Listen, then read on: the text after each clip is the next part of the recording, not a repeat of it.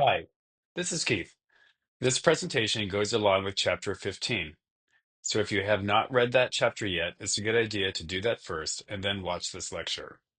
Also, remember that this lecture is not a substitute for reading the chapter, since the quiz will be based on the material in the book. In this presentation, I'll provide an introduction to sexually transmitted infections, or STIs, the epidemic, discuss different types of STIs, and then touch briefly on how to prevent and treat STIs. Sexually transmitted infections, or what I'll call STIs throughout this lecture, refers to more than 30 infectious organisms passed from person to person, primarily through sexual contact. STIs are often referred to as sexually transmitted diseases, or STDs. However, many people now use the term STI rather than STD because they believe that the term STI is less stigmatizing and because these organisms represent an infectious process where one person infects another, rather than a disease process where someone might develop the disease but not from contact with another person. So, a disease might be something like diabetes. With STIs, an infection can take place with or without developing the illness or disease associated with the organism. So, I'll use the term STI in this lecture. Now, much of the work we'll talk about today in this presentation is around how common different STIs are in the US.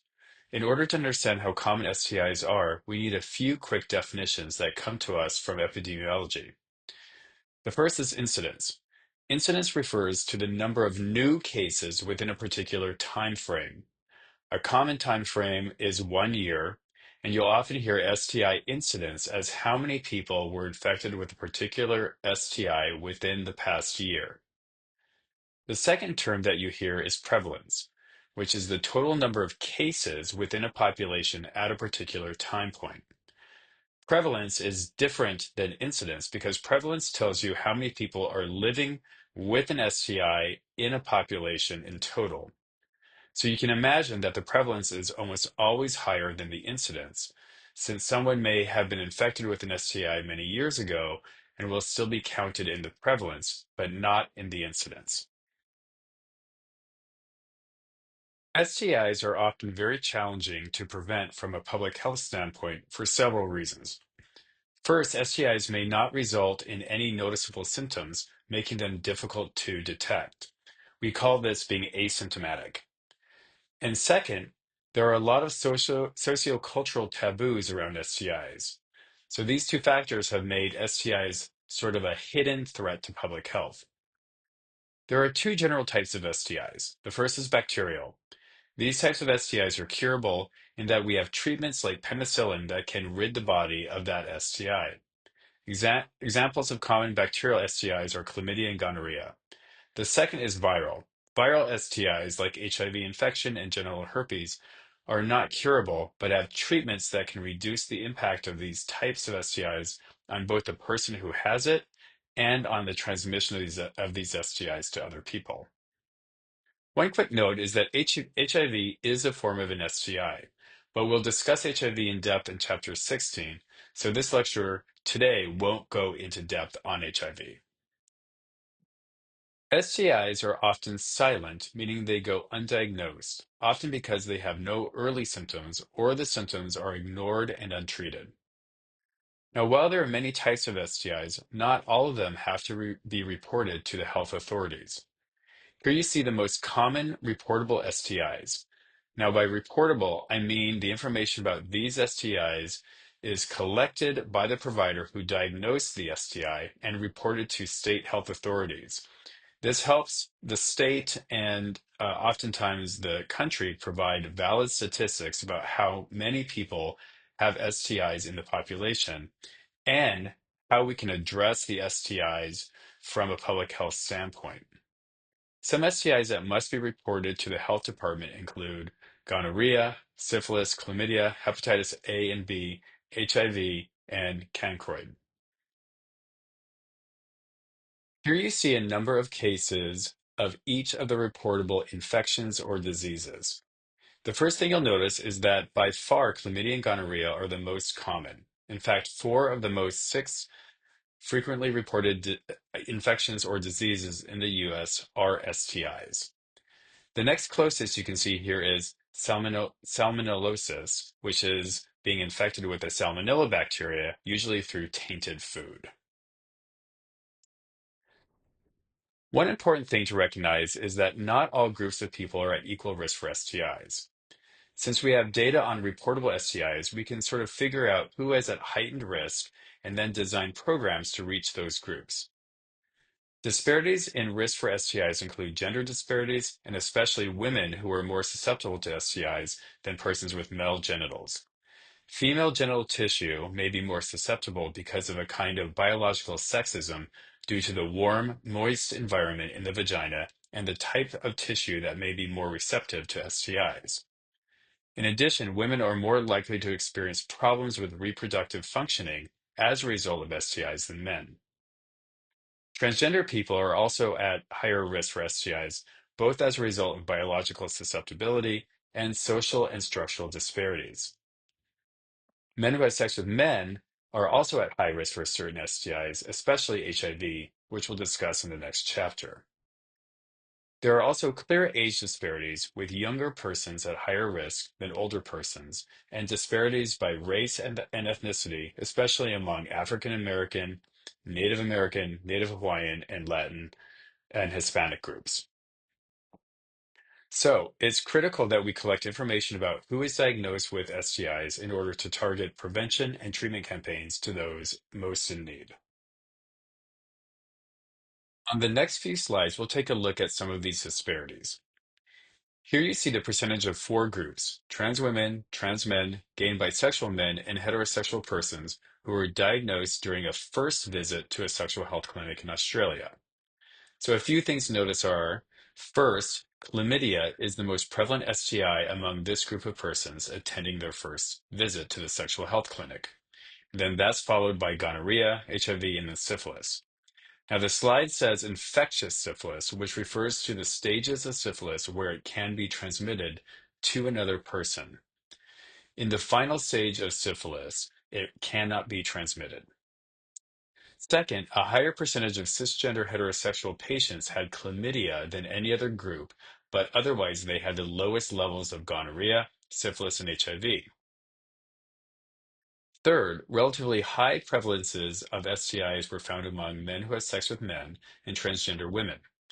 Those groups are at higher risk than other groups for a variety of individual, behavioral, biological, and social reasons.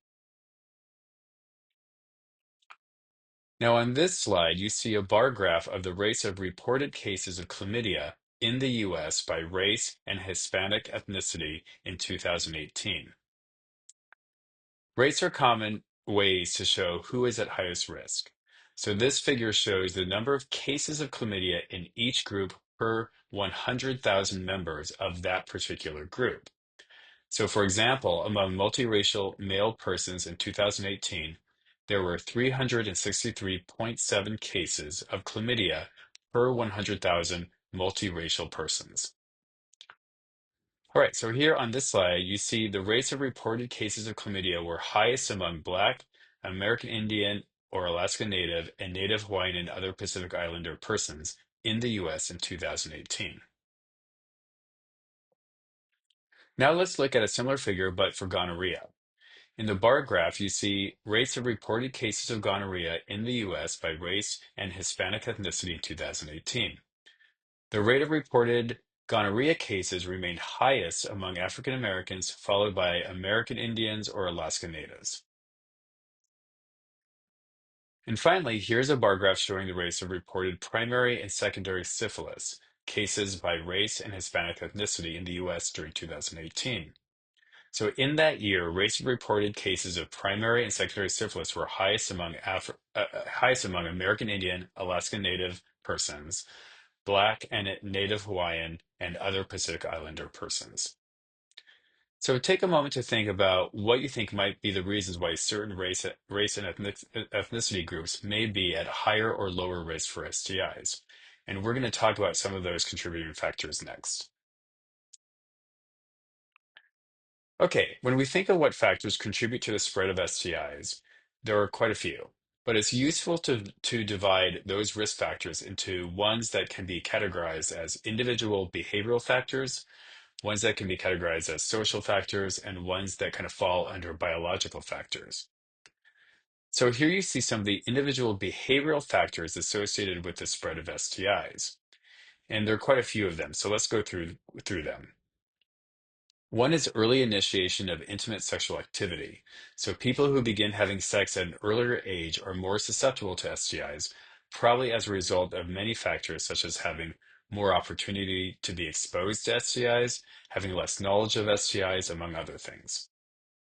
Also, having multiple sequential sexual relationships can put you at risk. So this means having one sexual relationship after another so that it amounts to quite a few sexual partners when you add them up. And this includes serial monogamy, which just means that you're having multiple monogamous relationships one after another. So again, that just increases the potential for exposure to different STIs when you have multiple serial monogamy relationships.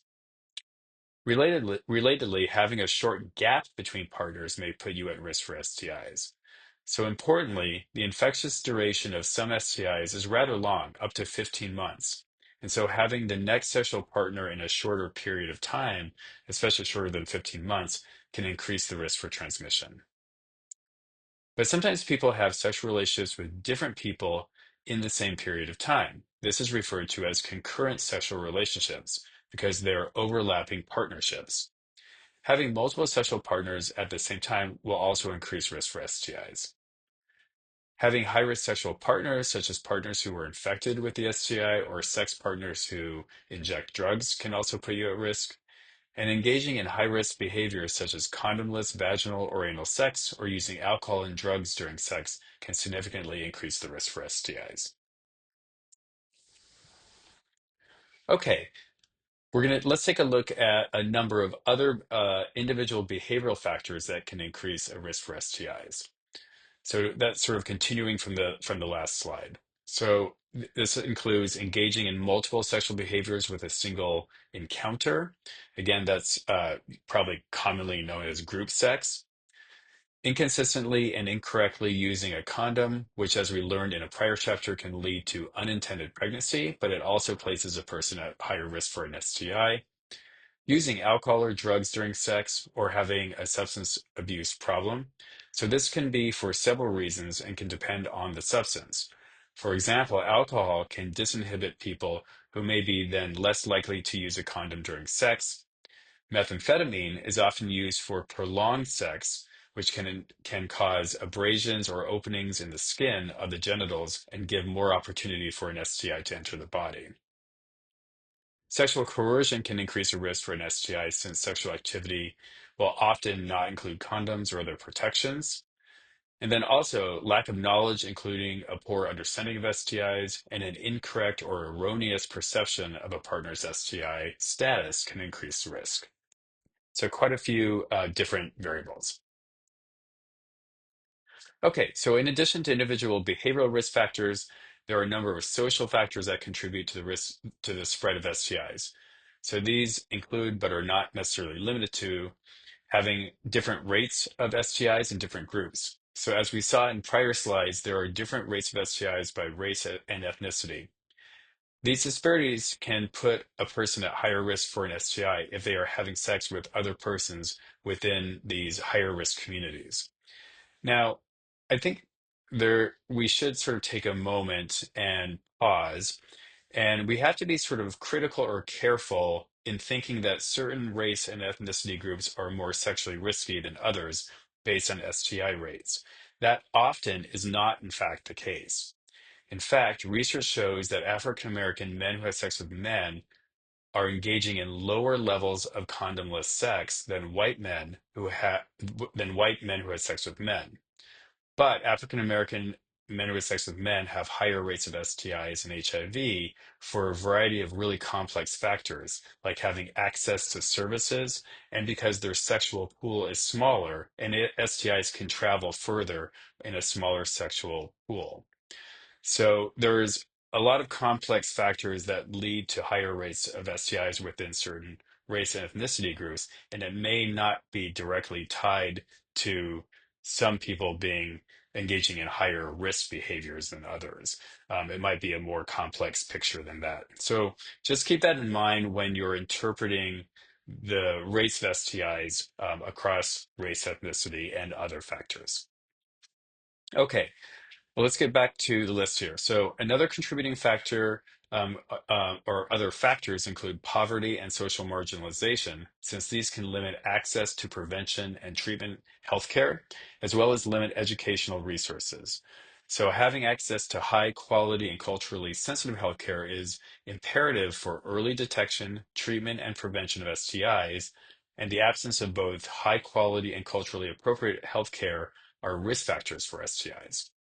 And then certainly secrecy and moral conflict about sexuality is a significant factor in the US.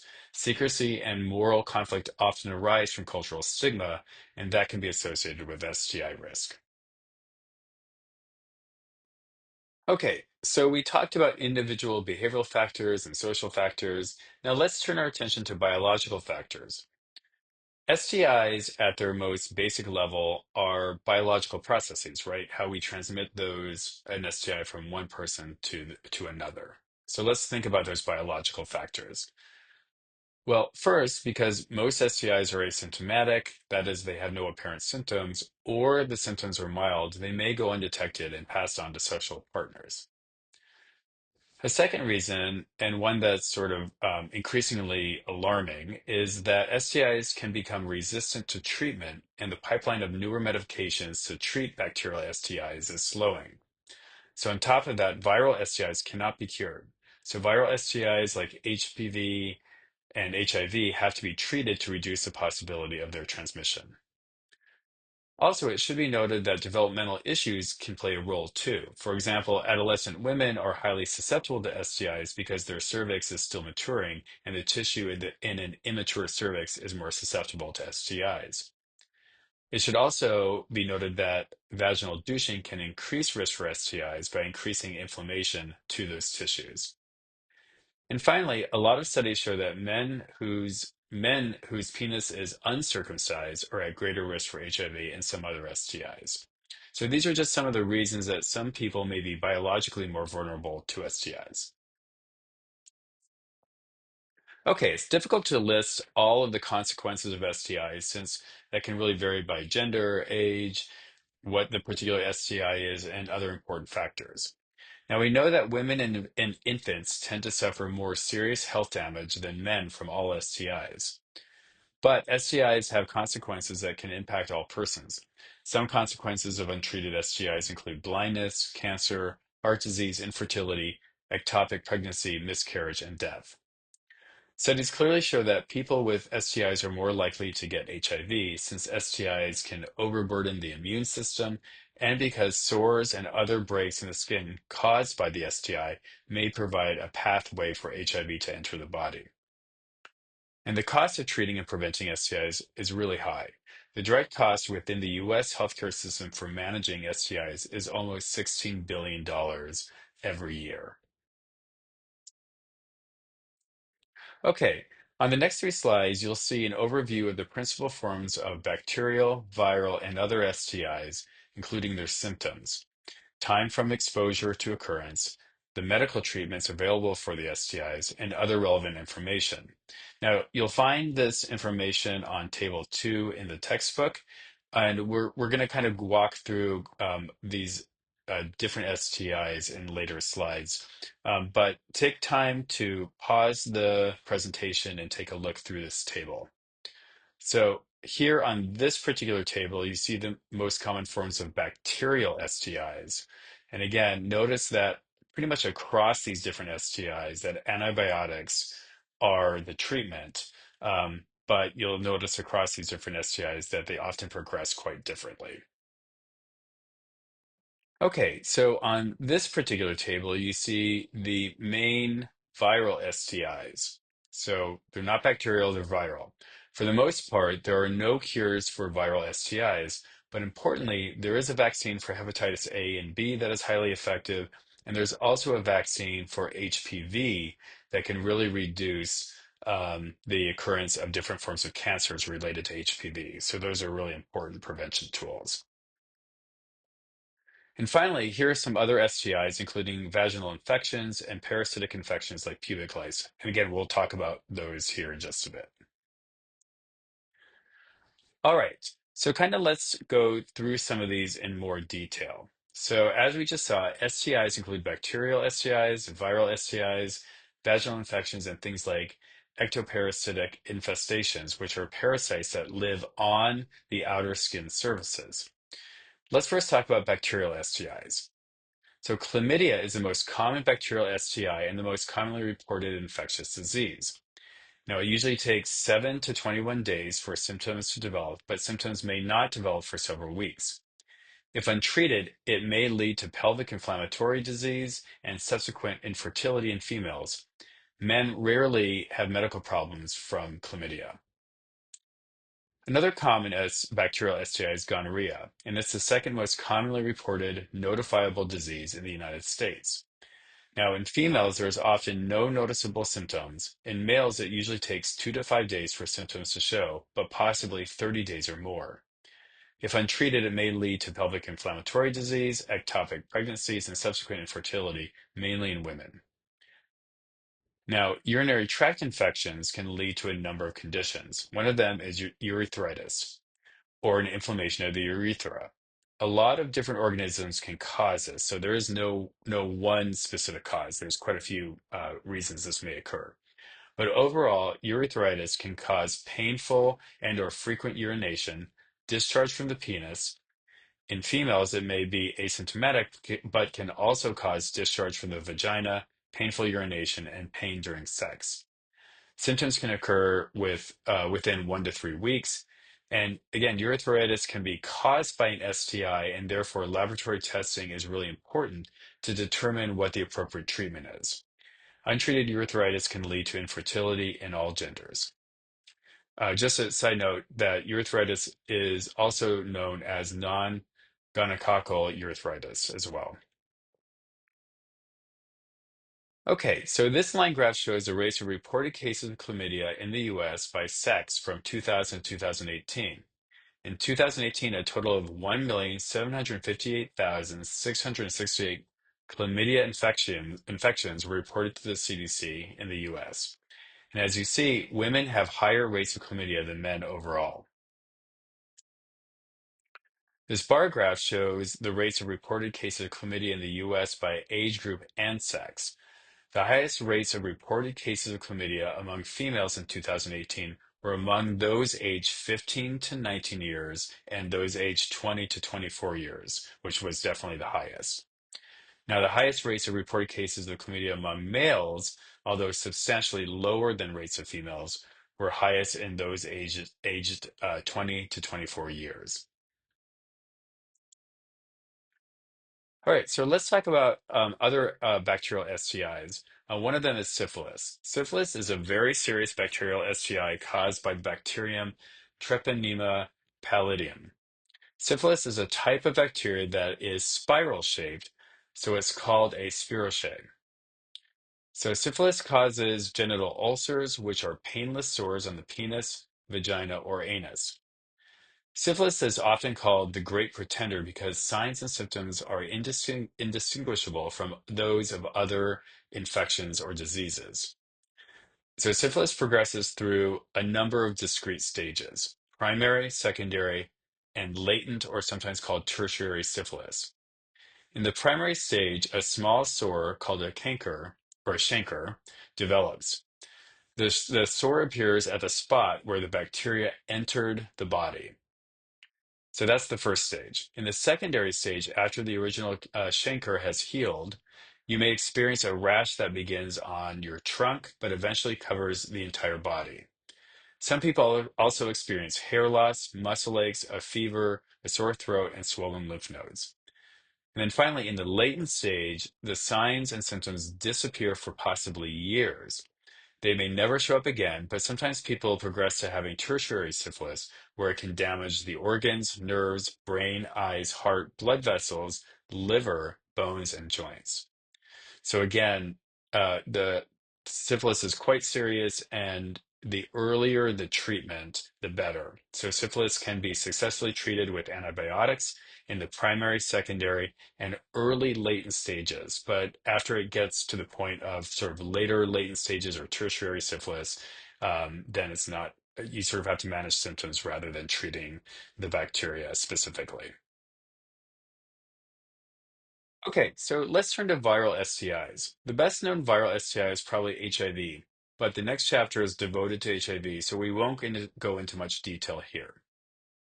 Genital herpes is caused by the herpes simplex virus, or HSV, type 1 and type 2, and it is common in the US. Herpes causes sores on the genitals, which may heal and return later. So it is found and released from these sores. So in other words, HPV, the actual virus, is found and released from these sores that causes the virus. However, between outbreaks, herpes may be released from skin that does not appear to be broken or have a sore. So most people who are infected with herpes have no or minimal symptoms. And while there is no cure for herpes, there are medications that can help keep the virus in check. The next viral STI we'll discuss is HPV, or human papillomavirus. This is a group of viruses that includes more than 100 different strains, although only certain strains are associated with serious health risks. HPV is the most common STI among young, sexually active people, and certain types of HPV can cause genital warts in persons infected with it. Now, some types of HPV can cause cervical cancer, and less common forms of cancers of the vulva, vagina, anus, and penis. Now, it's really important to know that there is an HPV vaccine, and that protects against the health impairing outcomes of HPV infections. Again, the HPV vaccine sort of focuses on the strains that are most associated with, for example, risk of cancer and other serious health outcomes.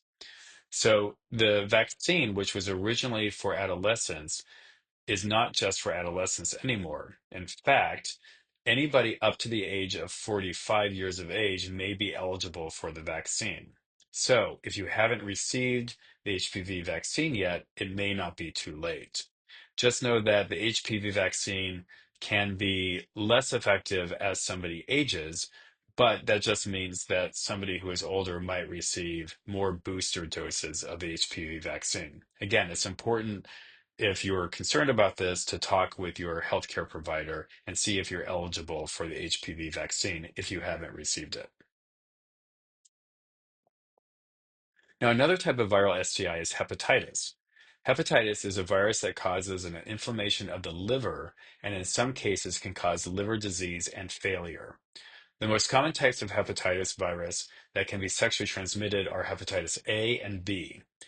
Hepatitis A is transmitted primarily through oral contact with food or water contaminated with fecal matter, and hepatitis B, which is highly infectious, is spread through sexual contact in blood, semen, saliva, vaginal secretions, and urine. Importantly, both hepatitis A and B can be prevented with a vaccine. Now, hepatitis C is passed on primarily through contact with infected blood. Hep C is most often transmitted through multiple people sharing needles during injection drug use, but more recent studies have shown sexual transmission among men who had sex with men. Now, Hep C can develop into a chronic infection. Symptoms of all forms of hepatitis include fatigue, diarrhea, nausea, abdominal pain, jaundice, darkened urine, and an enlarged liver. Treatment for hepatitis used to be quite difficult. However, there are newer treatments that can clear the infection within a few months with few side effects. So again, there are vaccines for hepatitis A and B, and especially with hepatitis C, there are newer treatments that are very effective and have much fewer side effects than they used to have. The next three types of infections are vaginal infections. Now, to be clear, vaginal infections are not necessarily the result of sexual activity, but sometimes are the direct result of sexual behaviors or other things related to sex, like birth control pills and douching. Bacterial vaginosis are bacterial and vaginal infections that may be caused by a number of different organisms. The most common source is Gardnerella vaginalis, which normally inhabits a healthy vagina, but an overabundance of it can result in vaginal discharge, odor, pain, itching, or burning. So this is the most common vaginal infection in women ages 14 or 15 to 44 in the US, and it's also common among pregnant women. Bacterial vaginosis can clear up without treatment, but antibiotics are recommended to prevent infection of the uterus and fallopian tubes and reduce the risk for some STIs. Next is genital candidiasis, which is more commonly known as a yeast infection. Now, this occurs when there is an overgrowth of the fungus Candida albicans. As with many vaginal infections, this fungus is always present in the body, but it is usually controlled. While this is rare in men, nearly 75% of all adult women have had at least one case in their lifetime. A yeast infection can be brought on by many things, including birth control pills, antibiotics, frequent douching, pregnancy, and diabetes. While it can be caused by sexual intercourse, it's less common. A yeast infection is typically treated with antifungal drugs. Finally, there is trichomoniasis, which is an STI caused by a single-celled protozoan parasite, Trichomonas vaginalis. This is the most common curable STI, and it is more common in women than in men. Trichomoniasis is sexually transmitted during penile vaginal intercourse or vulva to vulva contact, so can occur among partners of any gender. Prescription drugs are effective in treating trichomoniasis, but both partners should be treated to prevent reinfection. All right, so let's mention a few other STIs. So these STIs occur less frequently in the US than in countries that have fewer resources. So again, these are not particularly common in the US, but they're things that we should know about. So the first is a cancroid, which is caused by a bacterium that I honestly cannot pronounce, but you can see on the slide. And this shows up as a sore or a group of sores on the penis of males, but it usually is asymptomatic in females. Cytomegalovirus, or CMV, is a virus of the herpes group, which affects people with a depressed immune system. For example, people whose HIV infection has progressed to AIDS. Enteric infections are intestinal infections caused by organisms normally carried in the intestinal tract. These can be transmitted during anal sex or oral anal contact.